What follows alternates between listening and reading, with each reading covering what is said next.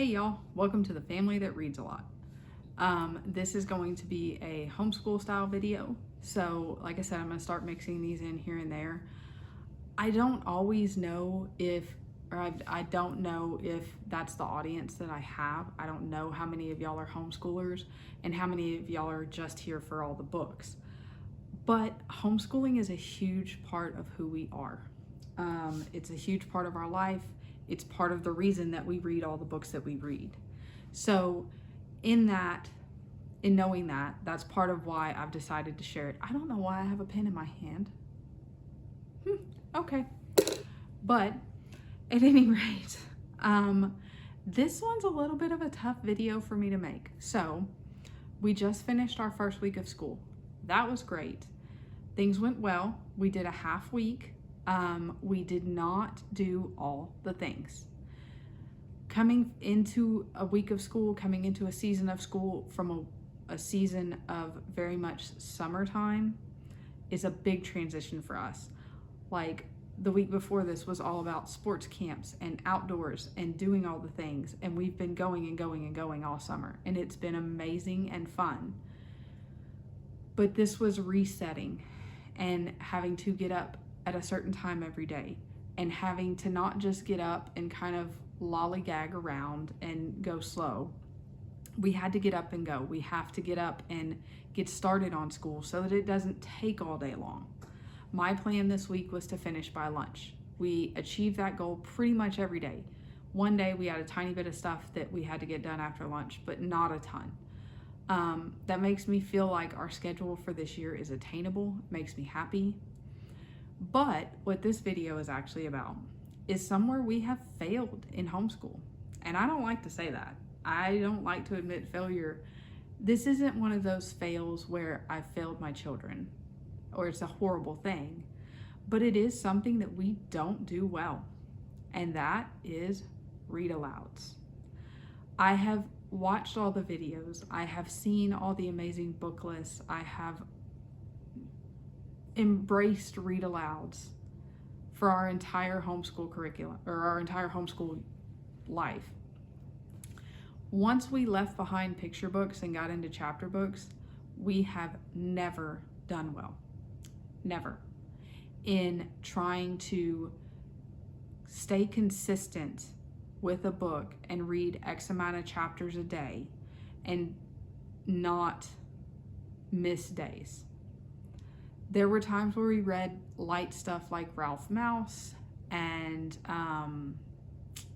Cricket in Times Square and things like this that we did okay and we finished the book, but we weren't consistent with it.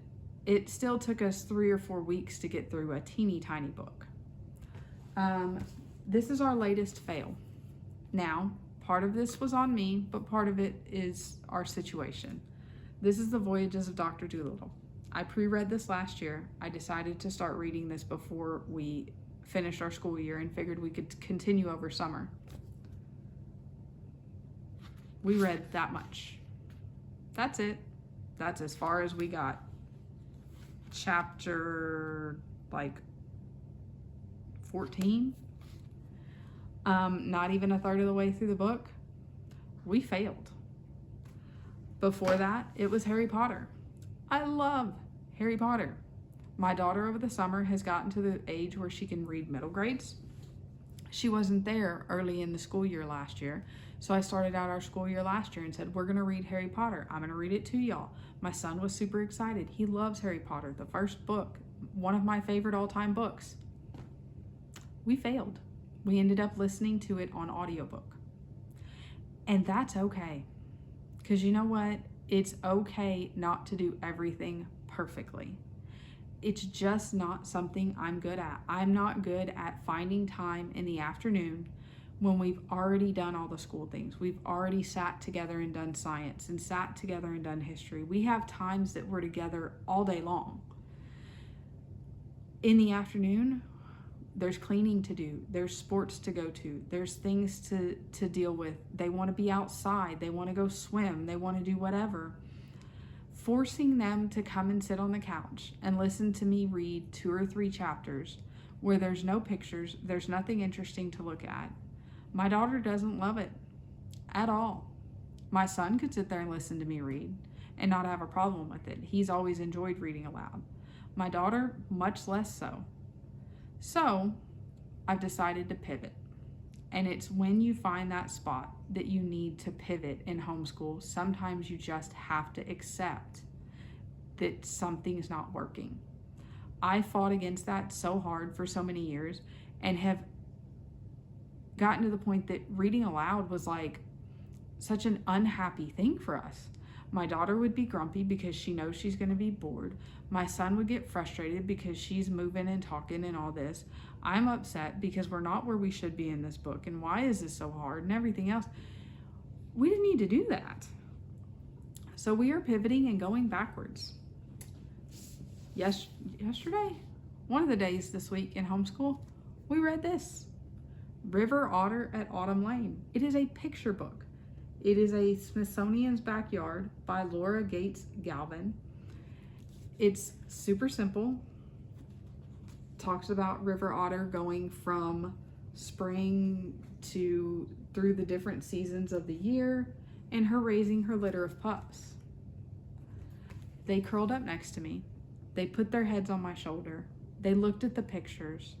They smiled at the story. They loved the baby otters. We were done in 15 minutes. We loved it and we were all happy, and that's what reading aloud is about. It's not about the literature, it's about the time together. And that's what homeschool's about. It's not always about getting it perfect. A lot of the times it's just about being together and about working through things. And as a mom, I found it really hard to accept and say, you know what, we don't read those big books aloud. We don't. It's not to say my kids don't read big books. They read tons of big books on their own. They read what they're interested in, not what I've chosen for us to read and decided we're going to read. The next one we're probably going to read is Otis and the Kittens. Both of my kids loved this book when they were younger. It's light, it's fun. Is it on a middle school level? No. Do I care? Not really, not anymore. Both of my kids love cats. They love tractors. We live on a farm. This is gonna be fun. We're gonna read Charlie the Ranch Dog by Drummond. Oh, this was by Loren, if you're wondering. This was one of both of their favorite books growing up. It's about a dog. It's about ranch life.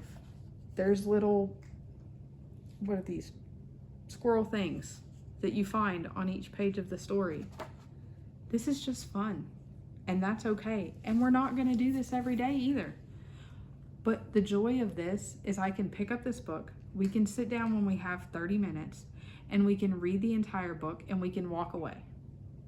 And if we don't read the next day because there's something going on, or we don't read the next day, or we don't read the next week, we haven't now lost track of our book.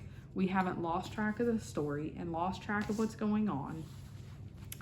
And it's not a negative thing. I have a list somewhere. I don't know, I have lists everywhere, but I have a list somewhere of picture books that we used to read in fall. And I'm gonna go get those picture books.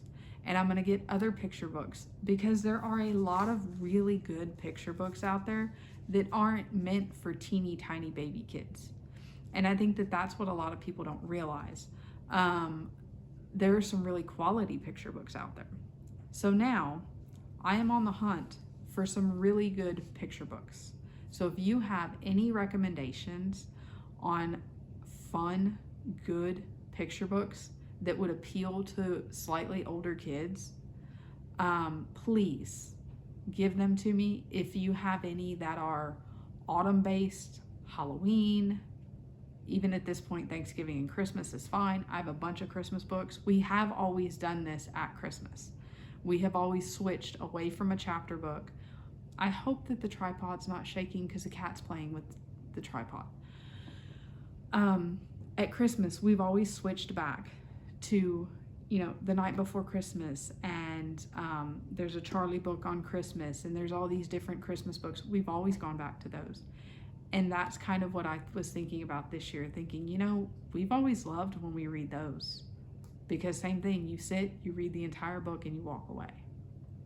So sometimes it is okay to say, this didn't work for us. We failed at this, and that's okay. And we are moving on to something that is going to be so much better and bring so much joy to a part of our homeschool that was not joyful and was no longer fun and was no longer life-giving to all of us. And it's okay to pivot. It's okay to make a change. It's okay to go down to something that's for younger kids because it's just for fun.